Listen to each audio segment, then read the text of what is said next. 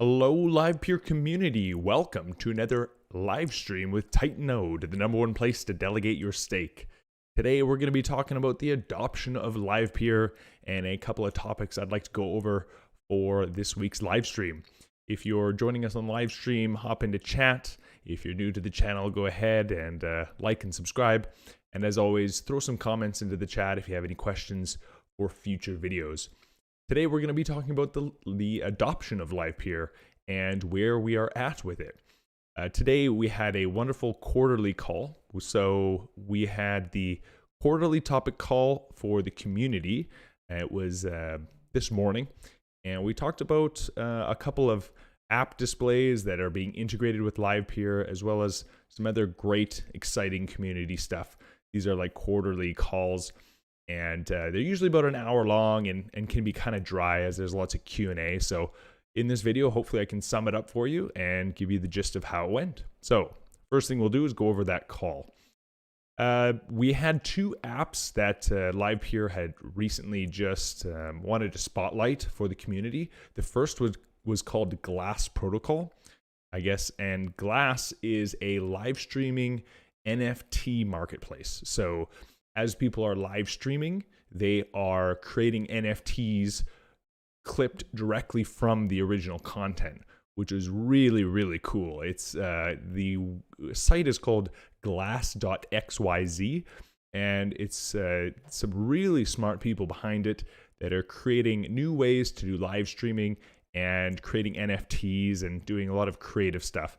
Now, what's really cool about it is it's fully decentralized Web3 infrastructure. So Glass.xyz is all built on Web3, all decentralized. And as you're running it, you can drop these NFTs for clips that are being streamed. So really cool. They displayed their product, and I've seen it live actually when they first did their live stream using Livepeer as a backend, which is really cool. A couple key takeaways from their presentation, which I thought was very interesting. When they originally were doing live streaming and trying to figure out what kind of backend they would use, I guess they were using something like Google for their transcoding service. And they figured out that Livepeer was actually 50x cheaper, 50 times cheaper than Livepeer. Livepeer was 50 times cheaper than Google. So there was like this huge incentive to move over and adopt the technology, which is really, really great for new startups coming on, right? And that's, I think, one of the biggest things that Livepeer is pushing is that cheap and effective way to grow a new app or startup. So very cool comment. They're doing NFT live streaming, like I said. Another thing I didn't know actually was, so their domain is called Glass.xyz. And I asked them why they chose the XYZ domain. And it turns out XYZ actually integrates in with the ENS name services for Ethereum. Now, there's some new ones out there that just launched a couple months ago. So, but it's really cool that they're building it on a domain that is also Ethereum friendly and integrated. So very cool. And lastly, even though they're using Livepeer for their live streaming services, they're using Aweave for their storage. So between Aweave and Livepeer, it's a 100% decentralized protocol. So congratulations to those guys for launching it. I think they're just about a month into building out this platform. So pretty excited to see them launch their product. And they were on the quarterly call this morning. The second app that was on the quarterly call was Tenderize. So it's called tenderize.me is the domain. They do some like third-party staking and token management for people looking to stake their tokens. And it was really interesting because what's happened is a lot of people looking to delegate their tokens to Livepeer, they don't quite have enough time or knowledge to maybe know who to stake to or how to get the best return. And so tenderize.me is supposed to, I guess, like tenderize the meat, make it nice and juicy and easy for people to chew on, basically, I guess. And what they do is they take your LTPT, they put it into like a management thing that's run by a DAO. and redelegate it and stake it to the higher performing assets and getting something crazy like 59% interest. So go check that out, tenderize.me. They also have other features that they're implementing like LP farming, so liquidity pool farming with LPT staking, like integrated, as well as this new concept that I thought was really interesting was leverage staking. That's right. For all the addicts out there that love leverage, you can now leverage stake. So you can borrow coins to stake. And I thought that was really just more products, more ways to, I guess, continue to invest and check things out. So they do have like some fees, I guess, to use the decentralized app. It is all decentralized, but that was pretty cool. So those were like the two apps that were covered this morning in the quarterly call. If you'd like to check them out, like I said, Glass.xyz and tenderize.me. So that was really cool. And then lastly, which I was really a fan of, I got to ask another question to the Livepeer team directly. And I had seen a big uptick in work.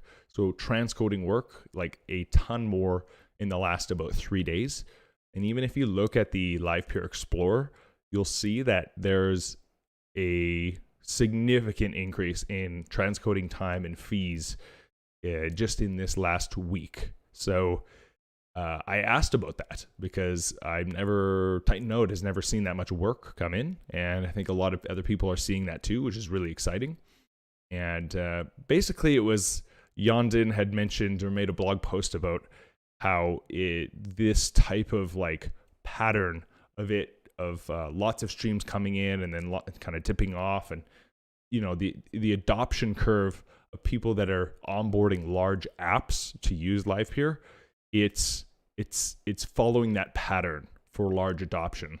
So if an app has lots and lots of users, they have to start off with a small chunk and make sure that it works correctly before they can fully move over and upgrade their system. So if you have 100,000 users, you're going to take like 2% of them.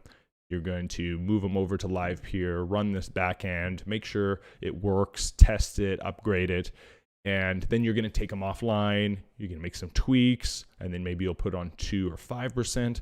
And I guess this is like a pattern that's pretty typical when it comes to adopting technologies.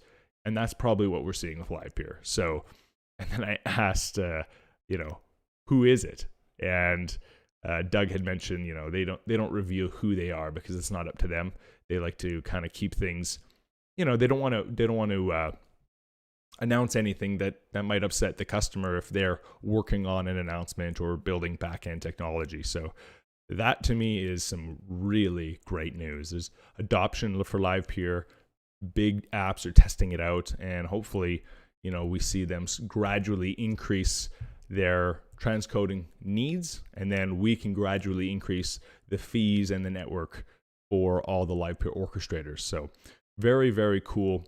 And if you don't have an hour to check out the quarterly call, that's basically what we talked about, and some really, really interesting stuff coming down the line.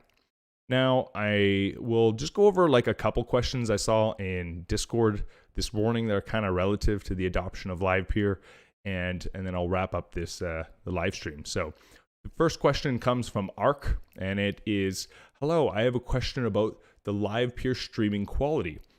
Is a broadcaster able to stream in 4K or not?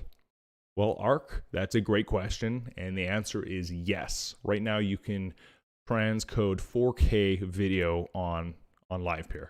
So if you go to livepeer.com and use their APIs, you'll be able to directly send off 4K video, gets transcoded and sent to the CDNs to be distributed to the users. So yeah, 4K is already live and doing exactly what it needs to. So that's really, really exciting. I don't think they have 8K yet, just because it's a little too new. But yeah, 4K, it's there. Next is from Remulsia. Which other apps are built on top of Livepeer? great question. Well, I just told you about one called Glass.xyz, but I did a little bit more research. There's a lot out there, but these are some kind of honorable mentions, I guess. There's playdj.tv. I guess it's like live streaming EDM and DJ music. There's Korkma. I don't know what that one does, actually. Vim.tv. That one does sports, so live streaming sports and all those kind of great things. Classicpark.com, which is classic music streaming, so people playing classical music and streaming it online.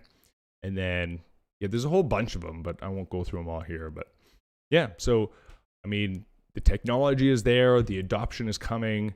I think it's pretty exciting. And for the other orchestrators out there, hang tight. The streams are coming a lot. Make sure you have your bandwidth up. Make sure you got your internet protocols synced up and you got your transcoders ready, because I think a lot of work is going to be coming down the pipeline pretty soon, and there'll be some payouts. So just keep in there, and we're going to see some good things happen in the future. So like I said, if you have any questions, go ahead, throw them in the comments below. And thank you so much for watching. Have a great day.